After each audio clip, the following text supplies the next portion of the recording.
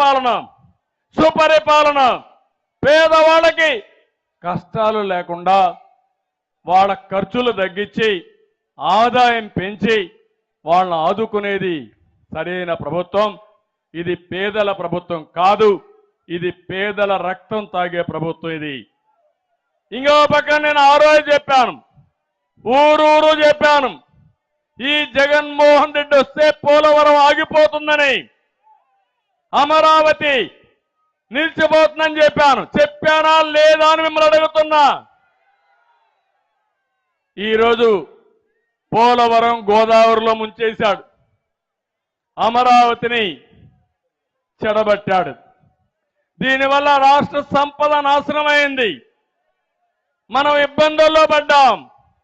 అన్ని అరిష్టాలకు కారణం వీళ్ళు చేసిన తప్పుడు పనులేనని చెప్పి నేను మీకు తెలియజేస్తున్నా. ఇంకో పక్క ఈ ముఖ్యమంత్రిని ఒక్కసారి మీరు గుర్తుపెట్టుకోవాల్సింది, ఎంత టైం అయినా మాట్లాడుతూ ఉంటే ఒక పెత్తందారు, ఈయన వచ్చే ఆయన నోటి నుంచి వచ్చే మాటలన్నీ పేదల గురించి మాట్లాడే పరిస్థితి వచ్చాడు. నేను ఒకే ఒక విషయం మీరు గుర్తుపెట్టుకోమంటున్నాను. దగ్గర 100 సంక్షేమ కార్యక్రమాలు రద్దు చేశారు. అన్నా క్యాంటీన్, విదేశ విద్య, చంద్రన్న బీమా, పండుగ కానుకలు, పెళ్లి కానుకలు, రైతులకు సబ్సిడీలు, బీసీలకు సంబంధించి 30 పథకాలు, ఎస్సీలకు సంబంధించి 27 పథకాలు, ఎస్టీ పథకాలు, మైనారిటీ పథకాలు రద్దులు చేసిన రద్దుల ప్రభుత్వం ఈ జగన్మోహన్ రెడ్డి ప్రభుత్వం. ఇలాంటి పనులు చేసి ఈరోజు సమాజంలో మళ్ళా మాట్లాడుతున్నాడు. పేదవాడికి పెత్తందారికి పోరాటమని. ఈ దేశంలో అసలైన సిసలైన పెత్తందారు ఈ జగన్మోహన్ రెడ్డి. పేదవాడు నిరుపేదయ్యాడు, ఈ ముఖ్యమంత్రి మాత్రం కోటీశ్వరుడయ్యాడు.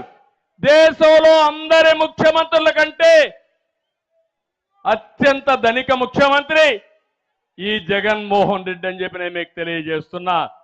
ఆయన లెక్కలే చెప్పాయి, 510 కోట్ల రూపాయలతో దేశంలో ఉండే అందరి ముఖ్యమంత్రుల సంపద ఎంత ఉందో దానికంటే ఎక్కువ ఈయన ఉందంటే అది ఈయన యొక్క వ్యవహారం.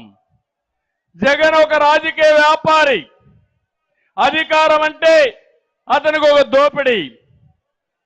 బ్రిటిష్ వాళ్ళు వచ్చారు వ్యాపారం పేరుతో, తర్వాత వచ్చి రాజ్యాధికారాన్ని చేపట్టారు. దేశంలో ఉండే సంపద అంతా కొల్లగొట్టారు. కడాన మన కోహినూరు డైమండ్ కూడా ఈరోజు బ్రిటన్కి తీసుకుపోయే పరిస్థితికి వచ్చాడు. జగన్మోహన్ రెడ్డి సొంత వ్యాపార సంస్థ పెట్టాడు. ఎక్కడికక్కడ సంపద అంతా కూడా ఇసుక, మద్యం, భూ కుంభకోణాలు, సెటిల్మెంట్లు, ఎక్కడ చూసినా దోపిడీనే దోపిడీ. ఇవన్నీ చాలకుండా ఇప్పుడు కొత్తగా ఒక చట్టం తీసుకొస్తున్నాడు, భూరక్షణ చట్టం.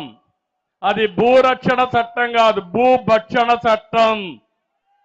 రేపు రాబోయే రోజుల్లో ఈ చట్టం వస్తే తమ్ముళ్ళు ఇప్పుడే చూస్తున్న విషయాలు కూడా చెప్తాను. మీ ఆస్తులు వీళ్ళు కొట్టేస్తున్నారు. రేపు రాబోయే రోజుల్లో మీ భూమి మీది కాదు. ఇప్పుడు ఓట్ల దొంగలు పడ్డారు, రేపు భూముల దొంగలు పడతారు. మనకు అన్ని ఇబ్బందులు వస్తాయని చెప్పి కూడా నేను మీకు తెలియజేస్తున్నా. అందుకని నేను టోటల్గా చెప్తున్నా, ల్యాండ్ టైటిలింగ్ యాక్ట్, భూరక్షణ చట్టం తెలుగుదేశం వస్తానే రద్దు చేస్తాం, యథావిధిగా ముందుకు పోతామని మీ అందరికీ హామీ ఇస్తున్నా.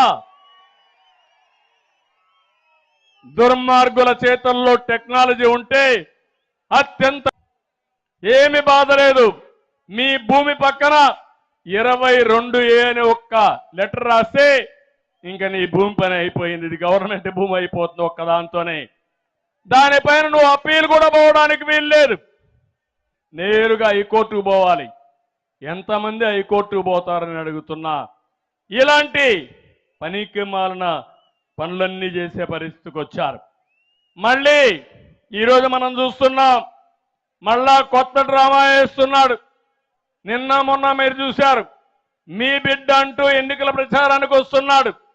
మీరు ఒకటే చెప్పాలి, నువ్వు మా బిడ్డ కాదు, రాష్ట్రానికి పట్టిన క్యాన్సర్ గడ్డ, మిమ్మల్ని వదిలించుకుంటామని చెప్పాలి. సినిమాల్లో, పాత సినిమాల్లో చూసేవాడు నాగభూషణాన్ని, జ్ఞాపకం ఉందా మీకు? తడిగుడ్డతో గొంతులు కోసేవాడు. అలాంటి తడిగుడ్డతో గొంతులు కోసే రకం ఈ జగన్ అని చెప్పి కూడా నేను మీకు తెలియజేస్తున్నా. అన్ని కుట్రలే, అన్ని కుతంత్రాలే, చేసేది మాత్రం మీరు చూశారు. బాబాయ్ ఏమైంది? బాబాయ్ ఊ కిల్డ్ బాబాయ్. ఎన్ని డ్రామాలు జరిగాయి బాబాయ్ దీంట్లో. ఇప్పటికి కూడా అసలు వాళ్ళు అరెస్ట్ అయ్యారా అని నేను అడుగుతున్నా. అసలు వాళ్ళు అరెస్ట్ కారు.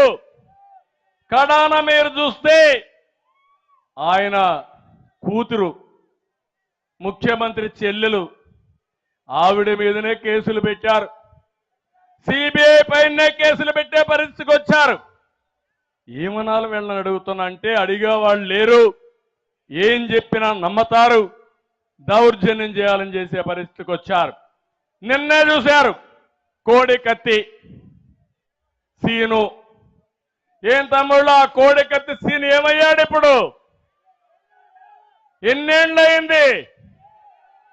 5 సంవత్సరాలు